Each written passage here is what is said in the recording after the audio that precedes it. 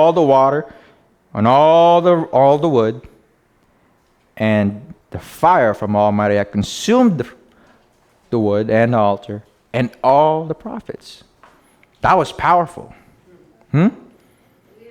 But as revenge, Jezebel sent a messenger to Eliyahu saying, "So let the mighty ones do to me and more also, if I do not make your life as the life of one of them by tomorrow about this time." Who was Jezebel swearing to? Who? The mighty ones. Then right then and there, we want to say, oh, if I was Elijah, I wouldn't even be scared. There's no such thing as other mighty ones, so why should I worry about her swearing? Her oath to her mighty ones, huh? But what happened? And he feared. This powerful prophet, he feared and rose up and ran for his life. And went to Beersheba, which belongs to Judah, and left his servants there. In verse 4, but he himself went a day's journey into the wilderness, and came and sat down under a broom tree, and prayed that he might die. Isn't that funny? That he might die, and said, "It is enough. Now, Yahweh Elohim, take my life, for I am no better than my fathers." Maybe he's saying, well, because I even feared for my life, and I doubted your ability to protect me, just kill me. Because I'm like them. I'm like my fathers, shapen in iniquity.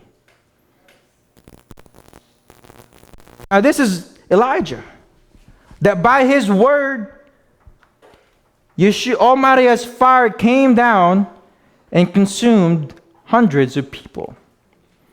Yet when their queen said, "I will kill you like what happened to them tomorrow," he ran away.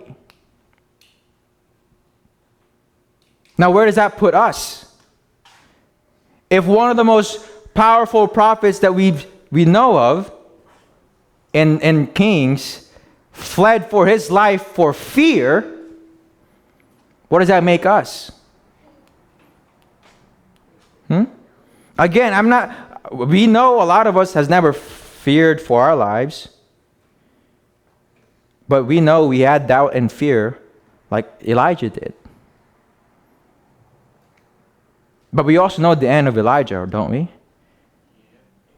In verse 15.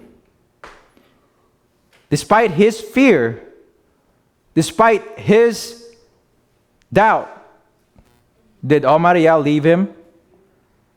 No. Verse 15, he says, "And Yahweh said to him, Go, return on your way to the wilderness of Damascus, and you shall go in and anoint Hazael as sovereign over Aram, anoint Jehu, son of Nimshi, as sovereign over Israel, and anoint Elisha, son of Shaphat of Abel-Meholah, as a prophet in your place. And it shall be, whoever escapes the sword of Hazael, Jehu does kill, and whoever escapes from the sword of Jehu, Elisha does kill. And I shall leave 7,000 in Israel, all whose knees have not bowed down to Baal, and every mouth that has not kissed him." Elijah thought he was alone, so he ran for his life. But Almighty Yah said, "No, you're not alone. I'm leaving 7,000 to stay right here." We are not alone. We're not the only ones in this walk. I'm going to say for myself, I'm not the only one that has ever had doubt. Just like they stood because of that doubt, despite through the doubt, I will stand also. Because Yeshua is with me. He said he will never leave me, nor forsake me. We read in Chronicles, do not fear, because it's not your battle to fight. Because Almighty Yah is with you. That is the only thing that we cannot doubt. We doubt if Almighty Yah will do things for us, if our will lines up with His will. We doubt many things. But one thing we cannot doubt is if His Almighty Yah is with us. Because how can we spend an eternity with Elohim whom you not believe? Correct? Maybe it's not as punishment, so to speak, for those who gonna end up on the second death and consumed by fire. They're gonna get what they wanted. They didn't want Elohim, correct? So why would they get to spend an eternity with Elohim? Right? You know, they paint hell and this and that in such a scary light. But it's what they wanted. What do we want? What do we really believe? That can we walk all the way to the end without doubt that Yeshua is the Son of Elohim and that He is coming back for us? We are those who believe that He is hoping to see. So we need to pass it on to the children, to the children's children. Because so that even if He delays His coming, there will still be those who will see the glory of Almighty Yah.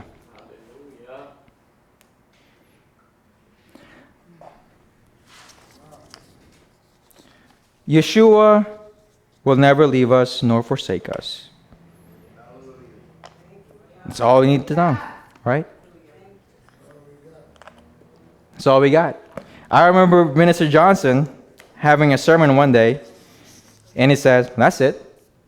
So I will copy him and say, well, that's it. But we know the message. It's the same thing we've heard before, but this time I hope we learn something different.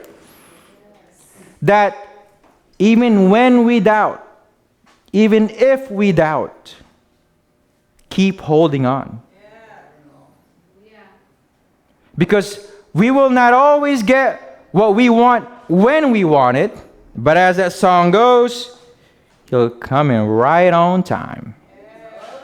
He may not come when you want Him, but He will be there right on time. That's what we just gotta believe.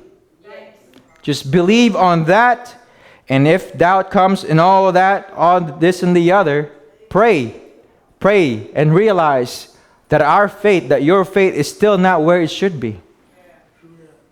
But Father, please increase my faith so that even this doubt that I had now, I will not have again. And the same thing over and over and over until we have become perfect in the way. But until we are breathing, it's not over. As long as we are breathing, it's not over. So keep believing that Almighty Yah is with us. And don't let doubt kill the faith that's inside of us. Use it. Feel it. And become stronger in Yeshua as a result of it. Hallelujah. There was a woman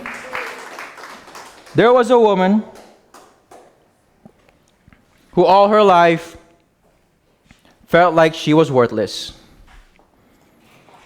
Everyone around her told her she has sinned, she had committed adultery, and they wanted to kill her. And I'm sure deep down she felt she deserved it. She acknowledged it, maybe even perhaps, that she needed to die, that maybe she wanted to die. But Yeshua came and changed her life. He put that faith in her and told her, go and sin no more. That requires faith to believe and follow through, to not sin anymore. To believe that I have been redeemed and that I have changed, and I shall go and sin no more. Now she was so thankful. She was so thankful that the thing which she had worked for her whole life, the alabaster box, a perfume so precious. Now, let's not just look at the physical aspect of it. We can talk about how much it costs and all that, but let's look at the spiritual aspect of it. This was a culmination of all the things that she has done. Through all the evil with which she has gone through, there's this one good thing that was left behind. That one good thing that Yeshua says, she has done a good work, for she has prepared my body for its burial. That whosoever speaks the good news, they shall make mention of this woman. Because she demonstrated giving everything to me. We know what is our everything. It's not an alabaster box, but we know what is our everything.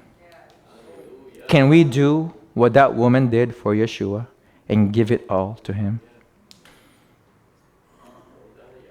Hallelujah! Praise Yah!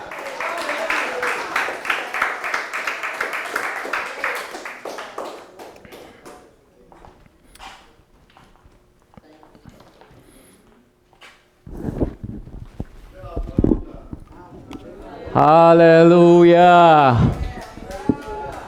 Hallelujah. Hallelujah.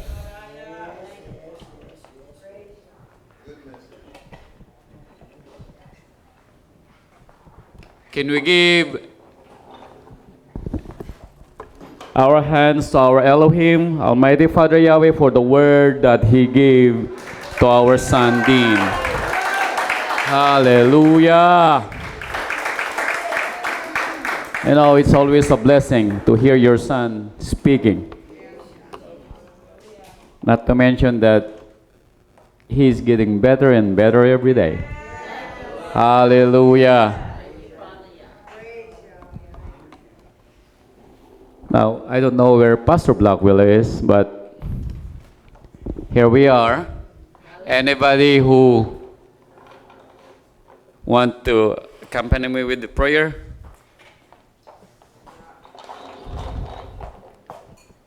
Hallelujah.